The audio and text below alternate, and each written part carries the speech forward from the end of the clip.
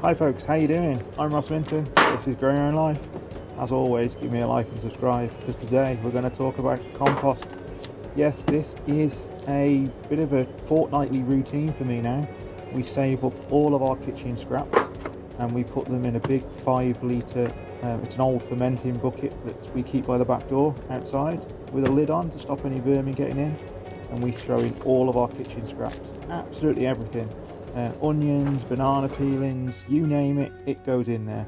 The only thing we don't put in there is any cooked food, because obviously cooked food, it's a different composition and it attracts vermin because of the smells and everything.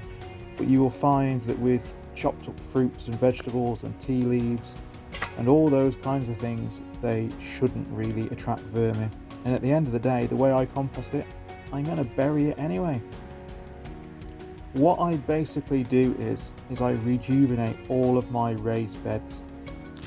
So it's quite simple, is I dig out any of the old compost and use it around the garden for mulching, and then once I get down to what I consider to be an acceptable level, let's say maybe 50%, I then start to add in cardboard, which is the carbon, and then obviously kitchen scraps, which is the nitrogen.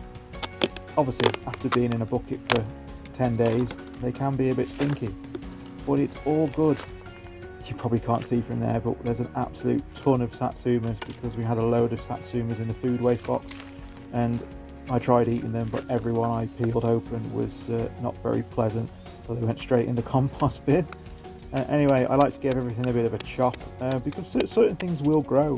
For instance, if you've got an onion in there, you know, it's a bulb, it's just like a daffodil bulb or anything else. You know, it will grow. And the same with things like swedes and carrots, they can actually grow.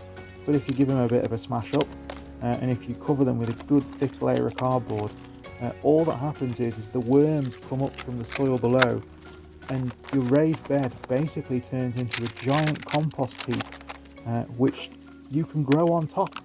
And now the plan is for this is to grow shallow rooting crops, salad leaves and things like that. But once you've covered everything in cardboard, like so, the next thing to do is to top dress it with some ready-made compost. Obviously you can use your own compost. You can use a compost that you've created yourself. These were old grow bags that they were selling off in the winter last year for something silly. I think they were about £2 a bag. Normally you spend between £5 and £8 for these bags, but obviously as we are a wasteful society, these big organisations, these garden centres and supermarkets, once it's the end of the growing season, rather than store things away, they just sell them off for as cheaply as possible to get them out of their warehouse. So I was quite lucky, and I had about 20 bags of compost for £2 a bag. Now they are grow bags, they're enriched with tomato feed, but it's all good. There's not many plants that don't enjoy tomato feed. So it's dead simple. As I do with all my beds, and you've probably seen by now, you lay a big thick layer of cardboard down, cover them up with compost, and before you know it, you've got yourself a raised bed, which is good to grow in for pretty much any shallow rooting crop. I plan on having lettuce, rocket, and spinach and other things growing in here, and then because of all the nutrients that have gone in from the compost and the kitchen scraps, next year this will be a great bed for things like pumpkins, courgettes, beans, and anything that's a really hungry crop. This bed will probably be set up now for the next couple of years simply by putting kitchen scraps in the base of it.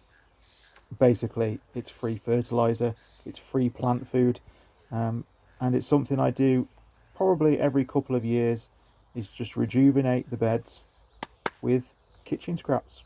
It's that simple.